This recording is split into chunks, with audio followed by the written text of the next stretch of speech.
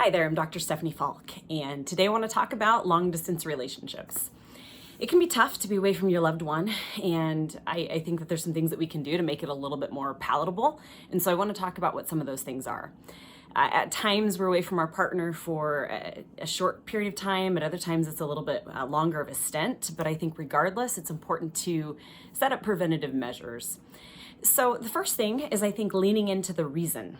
So why are you doing this to begin with? It's probably a pretty good reason for why you've chosen to have a long distance relationship, or why your partner needs to be away for some time. And so really being able to lean into the larger picture, why you're doing this, can be really helpful and really preventative. Really anchoring yourself around that reason. The second thing that you can do is share expectations. So we're going to be away from each other for a 6-month stint. And within that time period, this is something that I expect in terms of communication, in terms of contact. I think that unfortunately, a lot of times those specifics aren't spoken of, and people just kind of shoot from the hip and wing it. And unfortunately, there are misses because of unshared expectations. And so really being able to set the stage for expectations around contact and what that's going to look like, how that might feel, how that might take place, I think is really important, because it'll be something that needs to be continually revamped anyway. And so being able to have those discussions from the get-go, I think, is really important. The third thing is to establish rituals of connection.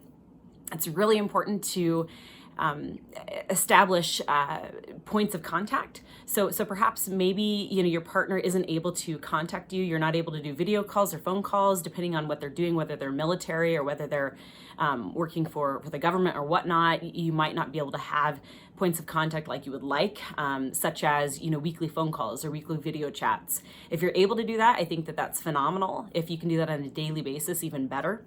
But I think that even when you're not able to have those types of connection and communication, you can still establish rituals on a daily or a weekly basis.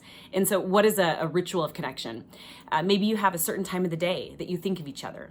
Maybe you have Taco Tuesday, and so whether you're apart or together, or you have a different, you live in a different time zone or whatnot, you know that on Tuesdays you're both enjoying tacos and you can think about each other. So rituals of connection, I encourage you to be really creative around that and what that can look like for you. But establish those. I think they're important for a type of connection and contact. Fourth, have as-if communication. So when you are talking, I think it's important to communicate as if you were there. So being able to tell your partner, hey, if I were with you right now, I would want to put my arms around you. I'd want to sit by you. I'd want to cuddle with you. This is what I'd be doing if I were there. I think that you can do that through email. I think that you can do that through text, through a verbal conversation. So using as if communication can really soften each other towards behaviors and acts of kindness that you would be doing if you were present. The last thing is live your life. It's really important to not put life on hold when your partner's away and sit by the phone and wait for a phone call.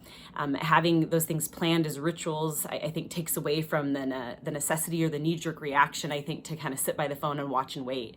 That's a really hard way to live. And so I would encourage you to get involved in the community, get involved in your social network, and make sure that you're actively taking part in your life and you're not just putting things on hold and waiting for your partner. So I hope it's been helpful to listen to these tips. Again, number one, really embrace the reason why you're doing this to begin with. Number two, share your expectations. Number three, establish rituals of connection. Number four, utilize as-if communication. And then number five, live your life.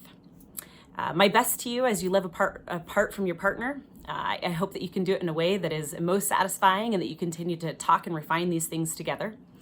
I appreciate you tuning in. If you don't want to miss a video, feel free to subscribe.